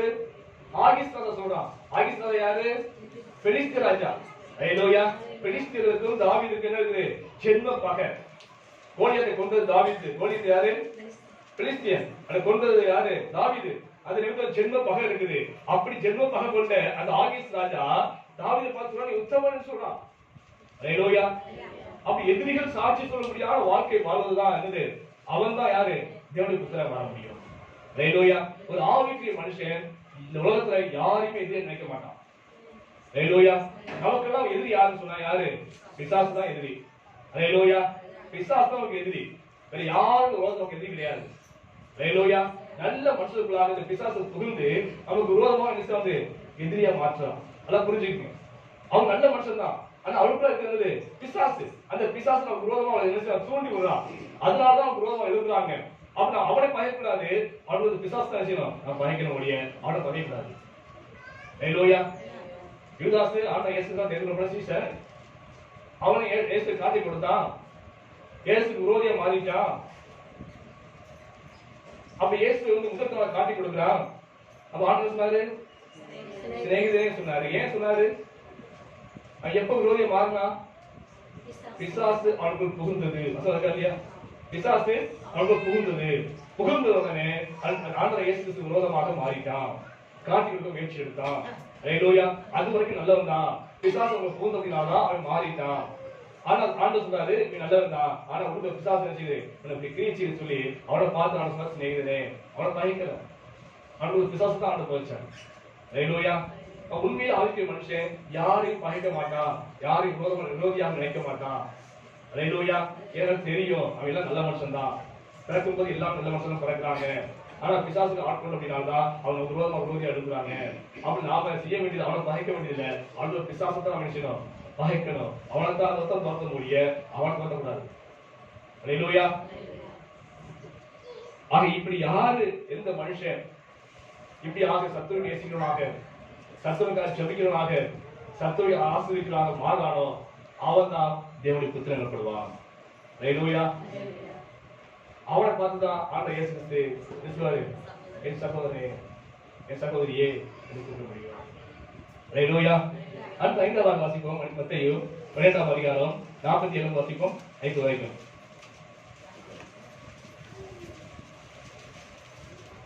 அப்பொழுது ஒருவர் அவரை நோக்கி, உம்முடைய தாயாரும் உம்முடைய சகோதரரும் உம்மோடு பேச வேண்டும் என்று வெளியே நிற்கிறார்கள் என்றார். தமிழத்தில் இப்படி சொன்னவனுக்கு அவர் பிரயோஜனமாக என் தாயார் யார், என் சகோதரர் யார் என்று சொல்லி தம்முடைய கையை தமது சீசனுக்கு நேர நீட்டி, இதோ என் தாயும் இதோ என் சகோதரரும் இவர்களே, பரலோகத்தில் இருக்கிற என் பிதாவின் சித்தத்தின்படி செய்கிறவன் எவனோ அவனே எனக்கு சகோதரனும் சகோதரியுமாய் இருக்கிறான் என்றார். அல்லேலூயா.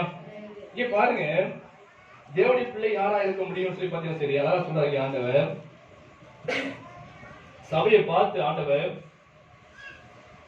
இயேசு கிறிஸ்து சகோதரனை சகோதரி அழைக்கணும் சொன்னா அவன் என்ன செய்யணும்? தேவ சித்தம் செய்யணும். அல்லேலூயா. தேவ சித்தம் யார் செய்யறாங்களோ அவங்கதான் ஆண்டவர் இயேசு கிறிஸ்து சகோதரன் சகோதரி இருக்க முடியும். அவங்கதான் பிதாவின் தேவனுக்கு புத்திரனா மாற முடியும். ஹல்லேலூயா. யார இயேசு கிறிஸ்து பாத்தீங்கன்னா சரி, அவர் 30 வயசு வரைக்கும் அவருடைய தாயின் தாப்பனுக்கு கீழ்ப்படிந்து இருக்கிறார். ஹல்லேலூயா. 30 வயசு வரைக்கும் தாய்க்கு தாப்பனுக்கு கீழ்ப்படிந்து அவங்க சொல்றவங்களை செஞ்சுக்கிட்டு விடுதலை இருக்காரு. யோசேப்பு சீக்கிரமா மறைச்சு போயிட்டாரு. அது நிமித்தமாக யோசேப்பு விட்டு வேலை தச்சு வேலையை இவர் செஞ்சாரு சொல்றாங்க. அவர் வேலை செஞ்சு தச்சுப்பட்ட இன்னமும் இஸ்ரேல் இருக்கு சொல்லி இஸ்ரேலுக்கு போய் வந்தவங்க சொல்றாங்க. இயேசு கிறிஸ்து தச்சு வேலை செய்தா இந்த இடம் இதான்னு சொல்லி அந்த இடத்தை வச்சுட்டாங்க. அங்க வந்து யோசேப்பு மரித்த பிறகு தன் குடும்பத்தை காப்பாற்றுவதற்காக, தாயை காப்பாற்றுவதற்காக எழுந்துக்காரு. அவரு தச்சு வேலை செஞ்சிருக்காரு. 30 வயசு வரைக்கும் அங்கதான் பெற்றோர் கீழ்ப்படிந்து அடங்கி இருந்திருக்காரு. 30 வயசுக்கு தான் ஞாசம் எடுத்தாரு. ஹல்லேலூயா. அந்த ஞாசம் எடுத்து ஊழியத்துக்கு வந்த போது, ஆவிக்கு ஜீவிதத்துக்கு கடந்து வந்த போது, மாம்சபரமாக உள்ள சொந்தங்களையும் உறவுகளையும் வெறுத்து யாரு தேவனுடைய பிள்ளையா இருக்காங்களோ அவர் தான் நினைச்சாரு நேசிக்க மாறிட்டாரு. ஹல்லேலூயா. என்னைக்கு ஆவிக்கு ஜீவிதம் வர்றாரோ, என்னைக்கு ஊழியத்துக்கு கடந்து வர்றாரோ, அன்னைக்கு மாம்சபரமான சொந்தங்கள் எல்லாம் நினைச்சாரு வெறுத்துட்டாரு. ஹல்லேலூயா. மாம்சபரமான சொந்தங்களை எல்லாம் வெறுத்துட்டாரு. வெறுத்துட்டு யாரு தேவனுடைய பிள்ளையா இருக்காங்களோ, யாரு தேவனுடைய சித்தத்தை செய்யறாங்களோ அவங்க தான் என் சகோதரர், அவங்க தான் சகோதரி சொல்றாரு. ஹல்லேலூயா. ஆக இந்த நாட்களிலே நாம என்ன செய்ய வேண்டிய காரியம் பார்த்தீங்கன்னா சரி, நாம் என்னைக்கு ஞாபகம் எடுக்கிறோமோ அன்னையில இருந்து பார்த்தீங்கன்னா சரி, நாம் மாம்சபரமான உறவுகளை வெறுத்து அதுக்கு என்ன செய்யணும், ஆண்கள் தெரிந்துகப்பட்டு ஆண்கள் ரட்சிக்கப்பட்டு சபையில கூட்டி சேர்ந்த பிள்ளைகள் தான் அவங்க சொந்தம். ஹல்லேலூயா. வசந்த வாசிங்க, அப்போஸ்தலர்கள் வாசிங்க, 2:41 வாசிப்போம். அப்போஸ்தலர்கள் 2:41-42. அவனுடைய வார்த்தையை சந்தோஷமாய் ஏற்றுக்கொண்டவர்கள் ஞானஸ்நானம் பெற்றார்கள். அன்றைய தினம் ஏறக்குறைய 3000 பேர் சேர்த்துக் கொள்ளப்பட்டார்கள். அப்போஸ்தலருடைய உபதேசத்திலும் அந்நியத்திலும் அப்பம் பிற்கதிலும் ஜெபம் பண்ணுவதிலும் உறுதியாய் தரித்திருந்தார்கள். ஹல்லேலூயா. எல்லாம் கவனிச்சு பாருங்க. இங்கே ஞானஸ்நானம் எடுத்த உடனே என்ன பண்ணாங்க சொன்னாக்கா, எல்லாரும் சபையில கூட்டி சேர்க்கப்பட்டாங்க. ஹல்லேலூயா. அப்புறம் என்ன, அவங்க வீட்டுக்கு போகல, இங்கேயே இருந்தாங்க. எல்லாம் ஒன்று சேர்ந்தாங்க. ஒன்று சேர்ந்து ஆராய்ச்சிட்டு இருக்காங்க. அப்போ ஆண்டு வார்த்தை கேட்பதையும் வசத்தை கேட்பதையும் இதுலயே ஒரு காலத்தை போய்க்கிட்டாங்க. வெளியே உலகபுரமான காரியங்கள் எதுலையுமே அவங்க செய்யவே இல்லை. அங்க வீட்டுல இருந்த சொத்து வித்து எல்லாத்தையும் வித்து வந்துச்சாங்க. சீசர்கள் பார்த்து வச்சு அங்கேயே பொதுவா வச்சு சாப்பிட்டாங்க. ஹல்லேலூயா. அப்ப ஞாபகம் எடுப்பதற்கு முன்பாக அவர் சொந்த பந்தம் இருந்துச்சு, உறவு முறை இருந்துச்சு, அதான் பெருசு என்று நினைத்தார்கள், பெருசு என்று வாழ்ந்தார்கள். ஆனா என்னைக்கு ஆவிக்கு சீட்டு வந்துட்டாங்களோ, என்னைக்கு ஞாபகம் எடுத்து வந்துட்டாங்களோ, அன்னைக்கு இந்த சபை மக்கள் தான் அவர் சொந்தம் பந்தம் எல்லாமே, உறவு எல்லாமே. ஹல்லேலூயா. ஏன்னு சொன்னா தேவசனம் செய்யறவங்க. ஹல்லேலூயா. தேவனுடைய விருப்பத்தில் நடக்கக்கூடியவங்க தான், தேவசனம் செய்யறவங்க தான், இவங்க தான் சொந்த பந்தம் என்று சொல்லி ஒரு ஆவிக்குரிய உறவுகளை அவர் மேம்படுத்த ஆரம்பித்து விட்டார்கள். ஹல்லேலூயா. அதனால தான் இயேசு சொல்றாரு, அவங்க மாம்சப்படி பிறந்தவங்க, மாம்சத்தின் தாயின் தாக்கமா இருக்கலாம். ஹல்லேலூயா. ஆனா அந்த மாம்சத்தின் தாயின் தாக்கம் இருக்கல. கடைசி சிறுவர் ஜீவன் போகும்போது நினைச்சாரு, அந்த தாயை மறக்காம படிக்க நினைச்சாரு, ஒரு சீசனை ஒப்புடுத்த போனாரு. ஏதோ நினைச்சாரு, ஏதோ தாய் அப்படின்னு சொல்லி அவன் ஒப்பு கொடுத்து இதோ மகன் என்று ஒப்பு கொடுத்துட போனாரு. அப்படி தாயை பராமரிப்பது ஆண்டு சும்மா இல்ல, ஆண்டு தாயும் மாம்சமான தாயும் அவர் பராமரித்தாரு. ஆனா அதே சமயத்துல என் சொந்த பந்தம் யார் என்று சொன்னால், இதோ தேவனுடைய வார்த்தையை கேட்டு அதை செய்கிற தேவசனம் செய்கிற இவங்க தான் என் சகோதரன், இவதான் தாய் என்று சொல்லி ஆண்டவர் இந்த உறவை தான் மேம்படுத்தி பேசுறாரு. ஹல்லேலூயா. அப்ப தேவசித்தம் யார் செய்யறாங்களோ, தேவனுடைய விருப்பத்தின்படி தேவனுடைய விருப்பத்தை அறிந்து யார் செய்யறாங்களோ அவங்க தான் யாரு, ஆனா இயேசு கிறிஸ்துக்கு சகோதரம் சகோதரியா இருக்காங்க. ஹல்லேலூயா. நம்ம தேவசனம் செய்யறோமா, தேவன் எதுக்காக பிடித்தாரு, எதுக்காக தெரிந்து கொண்டாரு, நல்ல சாப்பிட்டு இருக்கா.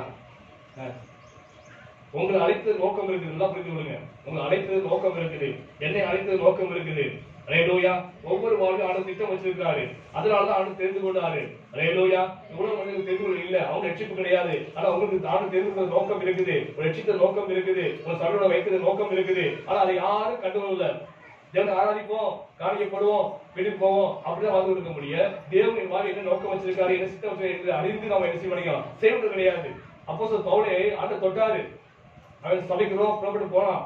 ஆண்டு என்னைக்கு சந்திச்சாரோ அவன் கேட்ட முதல் கேள்வி என்ன, ஆண்டவரே நான் என்ன செய்ய சித்தமா இருக்கிறேன். ஒப்ப கொடுத்துரும்.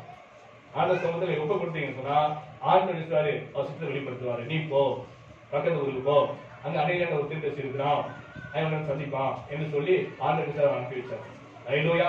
எப்ப அனுப்புவாரு, எப்ப பேசுறாரு, நீ ஒப்பு கொடுக்கும் போதுதான் ஆண்டவர் என்ன செய்ய சித்தமா இருக்கு என்று சொல்லி ஒப்பு கொடுக்கும் போதுதான் ஆண்டவர் பேசுறாரு, ஆவியில் நடத்தப்பட முடியும். ஹல்லேலூயா. அவன் ஆண்டு சந்திச்ச உடனே அப்போஸ்தலர் பவுல் ஒப்பு கொடுத்தாரு. ஆண்டவரே என்ன செய்ய சித்தமா இருக்கு? அது போல தேவன் ஒரு சந்திச்ச உடனே நீ கேட்கணும் முதல் கேள்வி என்னன்னா, ஆண்டவரே நான் என்ன செய்ய சித்தமா இருக்கு? எதுக்காக தெரிந்து கொண்டீங்க? நான் பாவத்தை வாழ்ந்து கொண்டு இருந்தேன், உலகத்துல கூடி கிடந்தேன், ஆனா எனக்கு தெரிந்து கொண்டீங்களே அது நோக்கம் என்ன? எதுக்காக அழைச்சிங்க என்று ஆண்டவர் நினைச்சு நம்ம கேட்கணும். இதெல்லாம் கேட்கலாம், இதெல்லாம் கேட்கலாம். எல்லாம் என் இஷ்டம் தான், என் விருப்பம் தான். இப்படி தேவசித்தமே செய்யாமல் இருந்தா மனுஷனுடைய பரவத்தில பிரவேசிக்க முடியாது. ஹல்லேலூயா. வசந்த வாசிப்போம். மத்தேயுல 7ஆம் அதிகாரம் 22 வாசிப்போம். 7:22-23. அநேகர் நோக்கி கர்த்தாவே கர்த்தாவே உமது நாமத்தினாலே தீர்க்கதரிசனம் உரைத்தோம் அல்லவா, நாமத்தினாலே பிசாசை துரத்தினோம் அல்லவா, செஞ்சோம் அல்லவா, அப்பொழுது உங்களை ஒரு காலம் அறியன்னு சொல்லி இருக்கிறார். பதிலளிச்சுவாரு. ஹல்லேலூயா. ஏன் அவன் இயேசு நோக்கம் விசுவாசித்தாங்க, ஆண்டவரை வழிசிட்டாங்க, பிசாசை துரத்துனாங்க, ஏன் சுத்தமாக்குனாங்க, தீர்க்கதரிசனம் சொன்னாங்க. அப்படியே தெரியாது சொன்னாரு. 21 வாசிங்க. அதே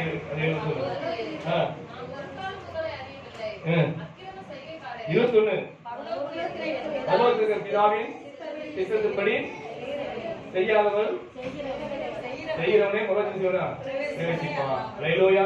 பரலோகத்தில் பிதா சித்தத்தின்படி செய்கிறவன். நீ ஊழி செஞ்ச ரெண்டுதான். இயேசு நாமத்தினால பிசாசு ஓடதான் செய்யும். இயேசு நாமத்திற்கு சொல்ல முடியும். ஹல்லேலூயா. இயேசு நாமத்தை வேக சுத்தமாக்க முடியும். ஆனா உன்னை எங்க ஆண்டு வச்சிருக்காரு அது தெரிஞ்சுக்கல நீ. ஹல்லேலூயா. ஊழி தானே, நான் பட்டணம் செய்வேன், அவன் பட்டணத்துக்கு போனேன். ஹல்லேலூயா. உன்னை ஆண்டு எங்க வச்சிருக்காரு? கிராமத்தை வச்சிருப்பாரு. நீங்க போற இந்த கிராமத்தை எப்படி படிக்க முடியாது, ரொம்ப கஷ்டமா இருக்குது, மோசமான ஊரா இருக்குது, வீடு வாடகை கிடைக்க மாட்டேங்குது, அதனால நான் எங்க போறேன்? பட்டணத்துக்கு போறேன், டவுனுக்கு போறேன், அங்கெல்லாம் வசதியா இருக்கு, போய் படிக்கலாம் செய்யலாம் அப்படின்னு சொல்லி போறேன். அப்ப என்னது? அங்கேயும் ஊழியம் செய்யலாம், அங்கேயும் ஊழியம் தான். ஆனா ஆண்டு எங்க வச்சிருக்காரு? கிராமத்தை வச்சிருக்காரு. ஹல்லேலூயா. அப்ப எங்க நான் செய்யணும்? தேவ சித்தம் அறிந்து என்ன செய்யணும்? அந்த வழிதான் செய்யணும். ஹல்லேலூயா. ஆண்டு ஊழியத்துக்கு அழைக்கிறாரு, என்ன ஓடிடுறதா? ஊழியத்துல என்ன அழைப்பு உனக்கு இருக்குது? தீர்க்கதரிசன அழைப்பு இருக்குதா? அப்போஸ்தலர் அழைப்பு இருக்குதா? மேய்ப்பர் ஊழியம் இருக்குதா? சீஷர் ஊழியம் இருக்குதா? 5 ஊழியம் இருக்குது. இந்த எந்த ஊழியம் எனக்கு? சபை ஊழியம் தெரிஞ்சுக்கணும், தெரிஞ்ச ஊழியம் செய்யணும். அப்படி செய்யும்போது ஆசீர்வாதம். அதை விட்டுட்டு நான் சீஷர் ஊழியத்தை தெரிஞ்சிருவா, நான் போய் சீஷர் ஊழியம் சொன்னா என்ன இருக்காது? பிசாசு ஓடும், தியாய சுத்தமாகும், எல்லாம் நடக்கும். கடைசி என்ன பண்ண நானு நரகத்துக்கு போவேன். ஹல்லேலூயா. உன்னை எங்க ஆண்டு வச்சிருக்காரு? உன்னை எங்க இருக்க அழைச்சாரு? ஹல்லேலூயா.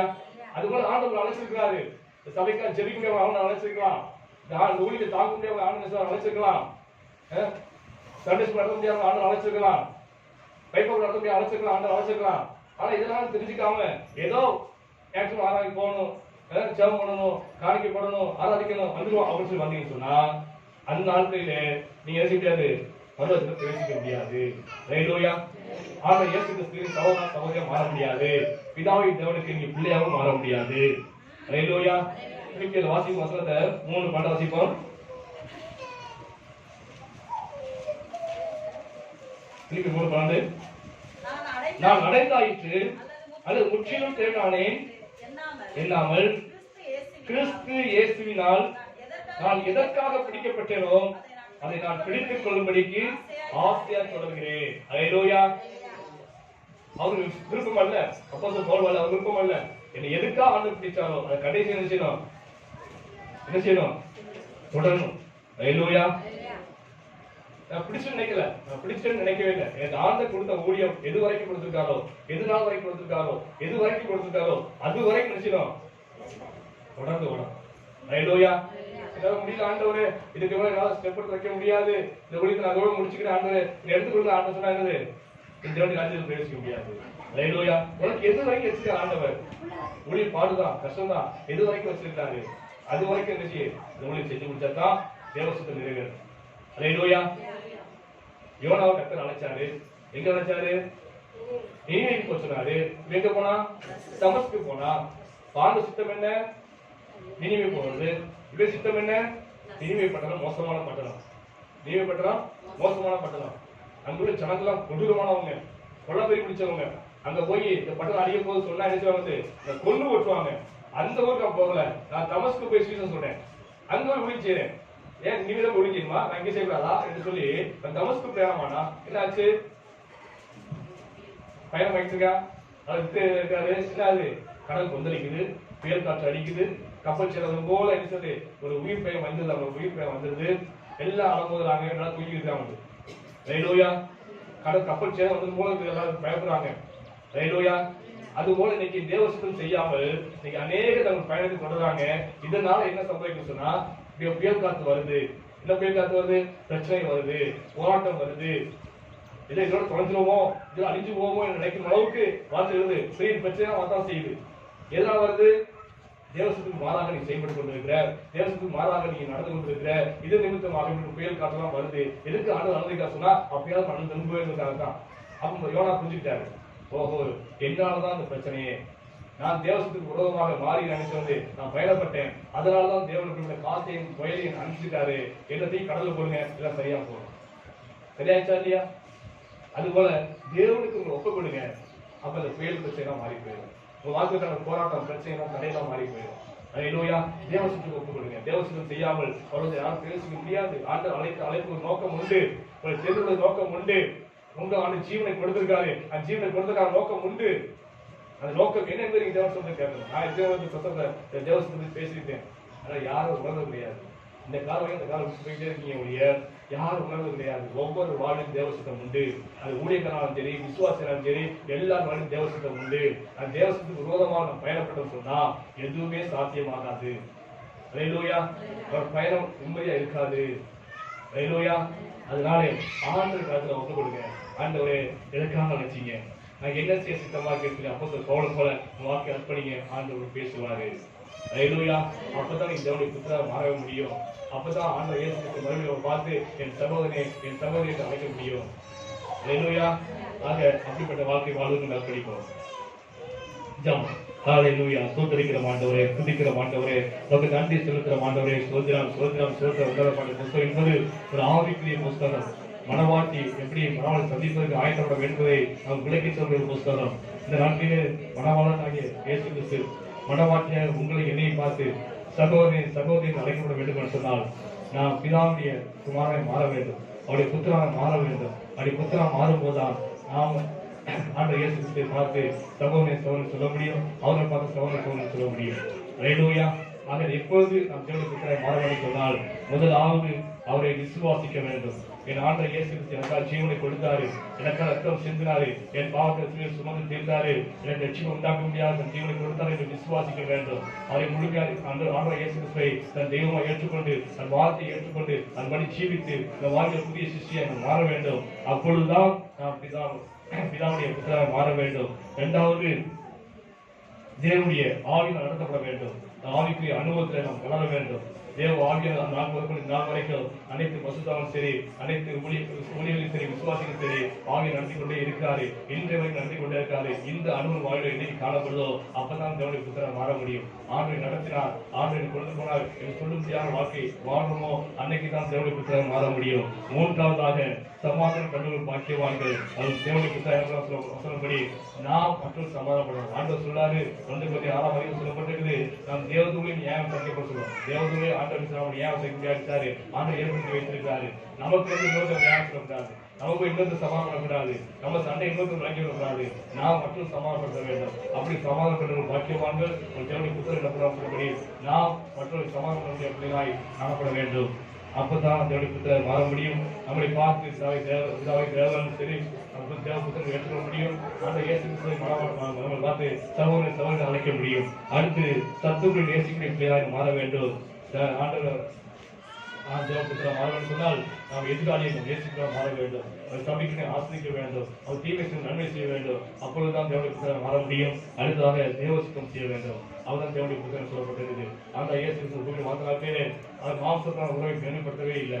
ஆவிக்கு ஜீவியத்திலே யாரும் தேவனுடைய வார்த்தை கேட்டு நடக்கிறாங்களோ, யாரும் தேவசுத்தம் செய்கிறாங்களோ அவரை பார்த்து அந்த சகோதரன் சகோதரி என்று சொன்னாரு. அதுபோல நாம் ஜீவிக்கும் போதுதான் மறுமையில கடந்து போகும்போது அதை பார்த்து வா சகோதரன் சகோதரன் சொல்லி அழைக்க முடியும். அவர்கள் வாழ்க்கை மாதம் அர்ப்பணித்து விட்டாங்க. ஹalleluya. சோதரிக்கிற ஆண்டவரே, துதிக்கிற ஆண்டவரே, நன்றி செலுத்துகிற ஆண்டவரே, கிருபை இரக்கமுள்ள தேவனே, சோதரிக்கிற ஆண்டவரே, இயேசு நல்ல தோழர்களே, மகிழ்ச்சியாளர்களே, நன்றி செலுத்துகிறோம். இந்த ஆரம்பம் மட்டுமாக உடைய கரம், உடைய கிருபை, உடைய பாதுகாப்பு, பிரசங்கம் செய்து தேவனுக்கு நன்றி செலுத்துகிற ஆண்டவரே, இந்நாளில் வந்த வார்த்தைகளுக்கு இடைப்பட்டு தேவனுக்கு நன்றி செலுத்துகிறோம். இந்நாள் கத்தால் தேவனே, இந்த முன்னேற்பாடு புத்தகத்தில் தொடர்ந்து கூட பேசுகிற தேவனுக்கு நன்றி செலுத்துகிறோம். இந்நாள் கத்தால் சகோதரி தலைப்பெற்ற தேவனே, பேசும்படியாக கிருபிக்க நன்றி செலுத்த மாட்டவரே, கர்த்தாவே ஸ்தோத்திரம். மறுமையில் கடந்து போகும்போது நாங்கள் இயேசு கிறிஸ்துவை பார்த்து மனவாட்டியை பார்த்து சகோதரி அழைக்கப்பட வேண்டும் என்றால் அவர் என்ன செய்ய வேண்டும் என்று உணர்த்தீரே.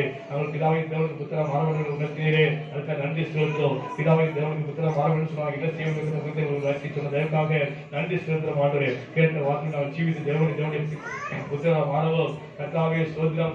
மறுமையில் நாங்கள் வரும்போது கர்த்தா சகோதரி அழைக்கப்பட்டதாக வாழ்க்கை வாழங்களை ஒப்புக் கொடுக்கிறோம். தேவாவின் கொண்டு நடத்துவீராக, வசனத்தில் கற்றுக்கொண்டு வாவியை தொடர்ந்து நடத்துவீராக.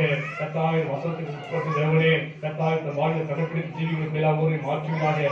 தேவ ஆவியை ஓரை நடத்துவீராக ஆண்டவரே. அப்படி நன்றி செலுத்துவதை ஆசிரியை வருகின்ற சுயமாயிருக்கிற ஆண்டவரே, அதற்காக வாழ்க்கையை மாற்றிக்கொண்டு தேவனே ஒரு தீர்மானத்தில் ஜீவிக்கிறதா சொல்வதாக க்ஷமித்தேன். அப்படி நன்றி செலுத்தேன். மகிழ்ச்சி செய்யுங்க.